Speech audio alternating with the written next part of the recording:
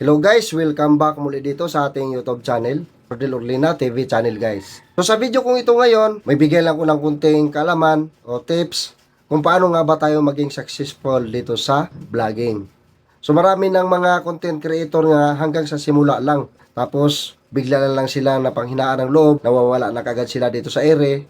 So dahil yan sa pag-post nila mga idol. So ngayon halimbawa nag-post sila ng video, inulit-ulit na lang nila kung ilang araw, ilang linggo, tapos yung views kaunti lang. So kaya hindi nakapagpatuloy yung mga gustong maging isang content creator dito sa mundo ng pag-vlog, mga idol, dahil napanghinaan sila ng loob doon sa kanilang mga video na ina-upload dahil kaunti lang views. So yun ang number one talaga na makapanghina mga idol, yung views mo. Tuwing mag-upload ka ng video, tapos pag-upload mo ngayon, kaunti lang ang views. Normal yan mga idol sa nagsisimula pa lang. Dapat din natin isipin yan. Yung isipin lang natin dito kung paano tayo maging consistent sa pag-upload ng video araw-araw. So yun talagang dapat natin isipin. Unahin dito mga idol. Huwag lang muna natin yung isipin ng pag-upload mo, dadami kagad yung views mo. So normal lang po yan kasi nagsisimula ka pa lang. Mas magandang gawin mo mga idol, pagkatapos mo na pag-upload ng video, makipag-engage ka. Yun talaga ang number one na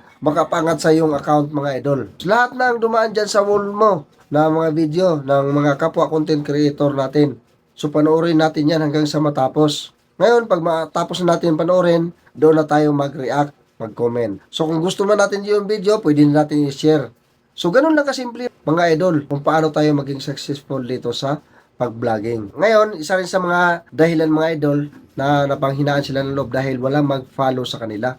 Number one talaga yung mga idol na kapag walang nag-follow sa'yo, nag-upload ka lang ng video tapos walang mga views, manghina talaga ang loob mo dyan. So kailangan talaga dito matibay yung loob mo mga idol kung paano ka maglaro dito sa pag-vlog. Okay? So, ngayon itong tandaan nyo mga idol. Yung mga followers na yan, kung halimbawa kung mayroon na kayong nag-viral na video, kusa na lang yan mag-follow sa inyo. So, hindi mo na sila kailangan pa na i-follow nyo ako dahil ganito, ganyan. So, kusa na lang sila mag-follow sa'yo pag mayroon mag-viral na video siya. So, yun ang tandaan nyo mga idol. Pag mayroon mag-viral, kasunod na yan, followers na.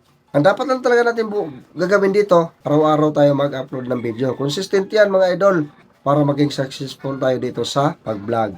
Din ngayon, pangalawa mga idol, kailangan makapal yung mukha mo dito. Wala kang iya. Isipin mo lang, ikaw man lang yung mag-isa dyan nagsasalita sa camera, wala namang nanonood sa'yo, walang nakikinig.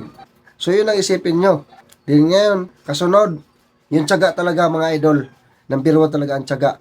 Pagtiyagaan mo talaga mag-upload ng video, bahala na kahit na kaunti ang mga views natin o walang nagpapalo. Kasi tulad ng sinabi ko kanina, kapag mayroon na mag-viral yan, sigurado yan mga idol, followers na ang susunod sa inyo. So yun lang mga idol, sana nakuha nyo ng kunting aral ang tips ko sa video na ito. At kung nagustuhan nyo man din ang video na ito, paki-like, and comment, and subscribe na lang din sa ating YouTube channel, Rodel Orlina TV channel mga idol.